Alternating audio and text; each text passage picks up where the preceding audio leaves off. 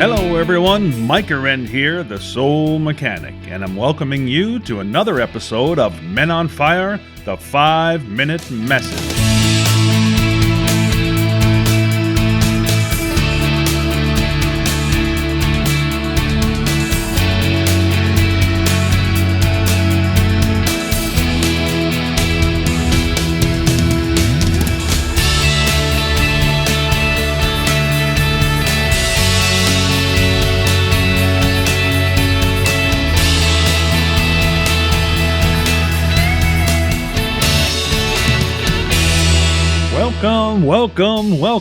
Welcome to another episode of Men on Fire, the 5-Minute Message.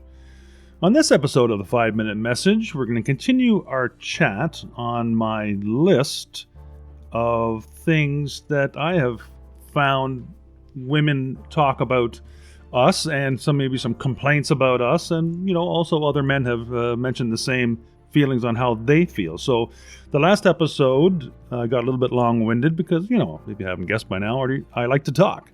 Anyway, we talked about number 1 on the list. Most men actually feel like failures. Number 2, that men feel they are emasculated.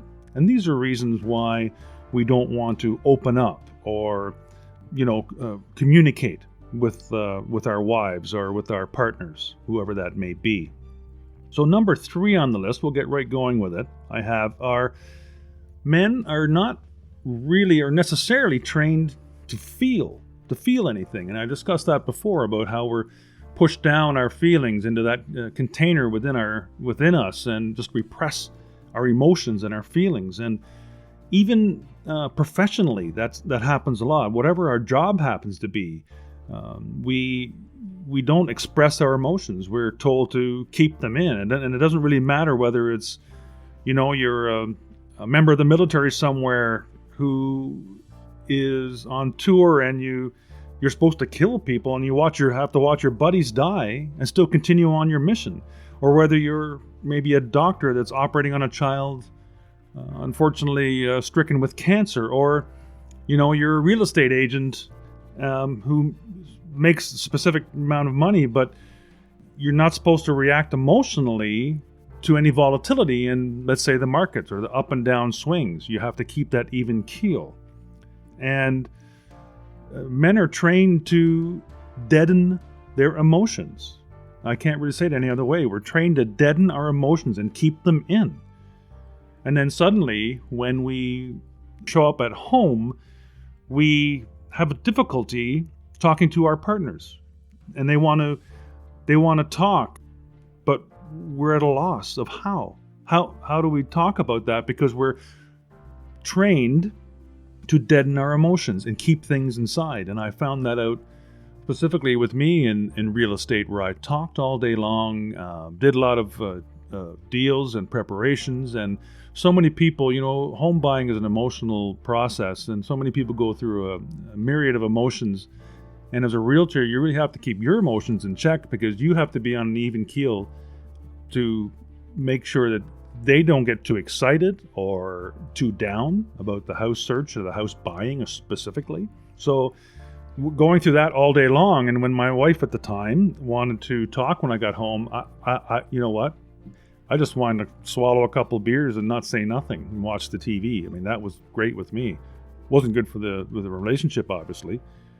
But, I was also kind of trained from, peers and parents and movies and all that stuff you watch, that you deaden your emotions. And number 4 on the list I have here is that men feel that they should always be a provider. That's what we've been trained to do. You have to provide. You get in a relationship, especially if you have children, you are supposed to be a provider. That's what your job is in life.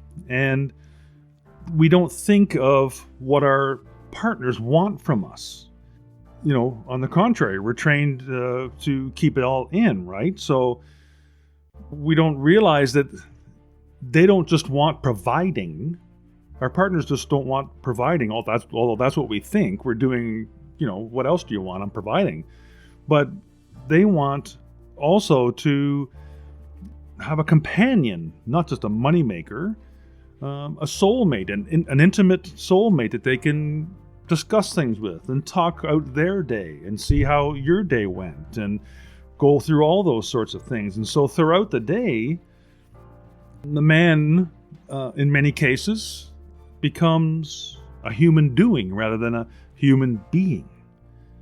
So, but no one is interested in this type of being. But the bosses are interested in them for that because they love the productivity. Yeah, shove that emotion down, get rid of it, be productive. That's it. You're doing great. You're a great employee, but you're a lousy communicator, which means your home life sucks. So even if you, let's say before you're married, you dated a bunch of other women, and the first thing a woman asks you is, what do you do? What do you do for a living? That's how important it is to them. And that's why we also feel that we have to provide. That's our job then. Yeah, I do this for a living, but don't worry, I make X amount of dollars, I'll take care of you. Oh, you're a good man to select for a mate. So it's inherent in our society, and also in our discussions and how we believe we're supposed to behave. Now, I want you to remember that I'm talking about men in particular.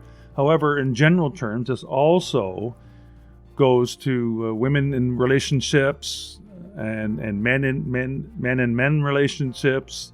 It doesn't really matter. The world is all about relationships, and doesn't matter how that comes together in what context. This can be put into any kind of relationship context at all. So unfortunately, we've come to another end of a 5-minute message. And thank you for being here today. And I look forward to continuing this conversation with you with number 5 and 6 coming up soon. Take care. Bye for now.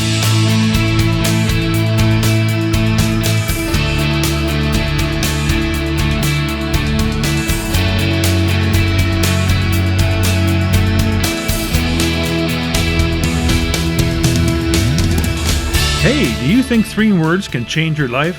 Well, I know they can. Whether you want to leave a dead-end job or conquer addiction, heal a relationship, master your finances, or grow a business, the 3 words you need are, you're the one. That's right, you are definitely the one. How do I know? Because I'm the one too. And those 3 words have changed my life. It's the title of my new trilogy of books, and the first 2 are available right now at micahwren.com. Thank you so much for listening to today's episode. As always, keep what feels good and dump what doesn't. And remember, live without judgment, give without expectation, and love for no reason.